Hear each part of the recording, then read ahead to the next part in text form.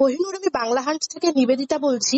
আজ পার্থ চট্টোপাধ্যায়ের সমস্ত নিয়োগ দুর্নীতির যত মামলা ছিল সব থেকে তিনি জামিন পেলেন পুজোর আগে। আজ চতুর্থী, এত বড় মানে তোমাদের দলের জন্য, কারণ তিনি আগে সেকেন্ড ইন কমান্ড ছিলেন, ডেপুটি সিএম ছিলেন, সেই জায়গা থেকে মানে কি মানে বলবে?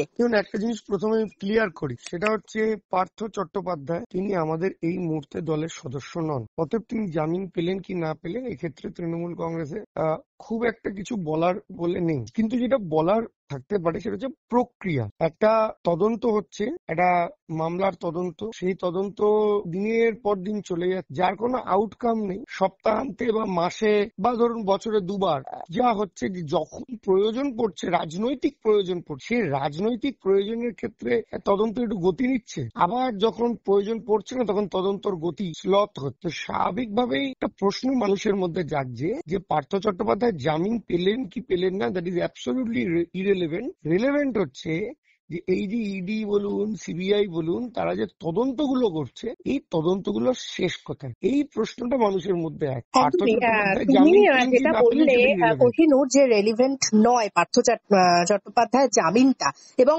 তিনি তোমাদের দলের এখন কেউ নয়। কিন্তু আমি যদি তোমাকে একটু মনে করাই যে মদন মিত্র, তারপরে হচ্ছে জ্যোতিপ্রিয় মল্লিক, আরো অনেক তোমাদের দলের যারা গুরুত্বপূর্ণ নেতৃত্ব বা নেতা, এখন তারা এমএলএ, তারাও কিন্তু জেল খেটে আবার এমএলএ টিকিট পেয়েছে এবং এমএলএ রয়েছেন, তারা এখনো এক্সিস্টিং এমএলএ। তো পার্থ চট্টোপাধ্যায় তো আগামী দিনে, যেহেতু সামনেই বিধানসভা ভোট, এবং পার্থ চট্টোপাধ্যায় দলের একটা গুরুত্বপূর্ণ ছিল। মাসির গোপ হলে কি আমি মেশো ডাকবো কিনা, এই গোছের প্রশ্নের উত্তর রাজনৈতিক মুখপাত্রদের থেকে পাওয়া একটা সম্ভাবনা থাকে না, আপনারা জ্যোতিষী থেকে পেতে পারে। কিন্তু মদন মিত্র, জ্যোতিপ্রিয় মল্লিককে আমরা কোনোদিন সাসপেন্ড করিনি, বা অমিত শাহকেও কোনোদিন বিজেপি সাসপেন্ড করেনি। সেক্ষেত্রে দাঁড়িয়ে সেটা নিয়ে অন্য প্রশ্ন। কিন্তু পার্থ চট্টোপাধ্যায় এই মুহূর্তে আমাদের দলের সদস্য নন, সেক্ষেত্রে তিনি জামিন পেলেন কি না পেলেন এই বিষয়ে তৃণমূল কংগ্রেসের বলা। তাও চতুর্থীর আগে মানে তোমাদের জন্য তো একটা বড় খবর, স্বাভাবিকভাবেই, তাই না? মানে একটা আনন্দেরও খবর বলা যায়। তুমি দক্ষিণ কলকাতার গুরুত্বপূর্ণ দায়িত্বে রয়েছো, ছাত্রের, সেখানে উনিও দক্ষিণ কলকাতারই একজন লিডার। তো সেক্ষেত্রে দাঁড়িয়ে পার্থ চট্টোপাধ্যায় জামিন পেলেন, তিনি আমাদের দলের সদস্য নন, সেক্ষেত্রে আমার এখানে কি প্রতিক্রিয়া থাকতে পারে? আচ্ছা, মানে তোমার প্রতিক্রিয়া নাকি মানে উনি জামিন পেয়েছেন?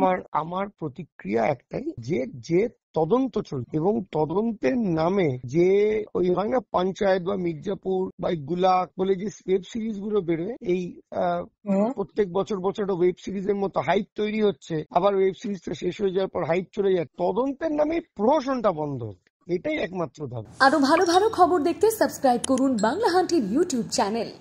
বাংলা হান্টের আরো খবর দেখতে নজর রাখুন। বাংলা খবর মানেই বাংলা হান্ট।